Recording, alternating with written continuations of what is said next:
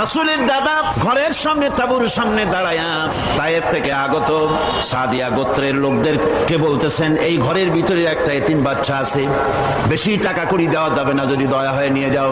গরিব মানুষ, এতিম মানুষ দেখে শুনে কেউ আর নিতে চায় না। সবশেষে এলেন ভাগ্যবতী মেয়ে, ভাগ্যবতী মহিলা হযরতে হালিমাতুস সাদিয়া। তিনি এসেছেন, কোনো ছেলে পেলে পায় নাই, সকলের শেষে তিনি এসেছেন। আব্দুল মুত্তালিব বলছেন, এই ঘরের মধ্যে একটা এতিম বাচ্চা আছে, দয়া হলে নিয়ে যেতে পারো। তিনি স্বামীর সঙ্গে পরামর্শ করলেন, এরপরে বললেন, যদি দেখতে অন্তত ভালো হয়, মন যদি ভালো লাগে নিয়ে যাব, একেবারে খালি হাতে ফিরে যাওয়ার চাইতে তো ভালো। হযরতে হালিমা বলেন, আমি ঘরের মধ্যে প্রবেশ করলাম, মা আমিনার কোল থেকে শিশু মুহাম্মদ সাল্লাল্লাহু আলাইহি ওয়াসাল্লামকে যখন আমি কোলে নিলাম, আমি হুজুরের চেহারার দিকে নজর করে দেখলাম, আমার কাছে মনে হলো যেন পূর্ণিমার চাঁদটা আমার কোলে ধরা দিয়েছে। রাসূল কি শিশু মুহাম্মদ সাল্লাল্লাহু আলাইহি ওয়াসাল্লাম কি যখন নিয়ে বাড়ির দিকে রওনা হলাম, যে গাধা আমার সকলের পেছনে এসেছে, সেই গাধা এখন সকলের আগে ছুটে চলে যায়। এরপরে বাড়ি যখন নিয়ে গেলাম, কুয়ায় পানি বাড়লো, গাছে ফসল বাড়লো, খেজুর গাছে খেজুর বাড়তে লাগলো, জমিনে ফলন বেড়ে গেল। রাসূলের দুধ বোন সাইমা রাসূলকে নিয়ে মুহাম্মদ সাল্লাল্লাহু আলাইহি ওয়াসাল্লাম তাকে দোলনা নিয়ে দোল দিতেছে।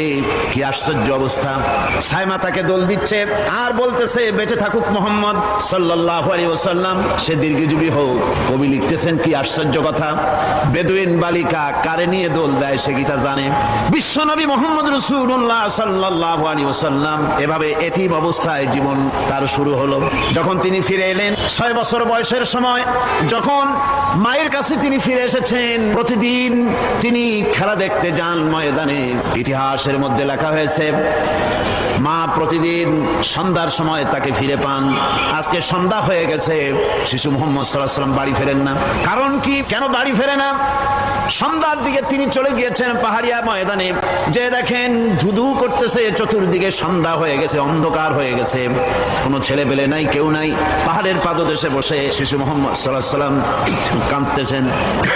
মা প্রশ্ন করলেন, বাবারে সন্ধ্যা উত্তীর্ণ হয়ে গেল, কেন একা একা বসে বসে কাঁদো?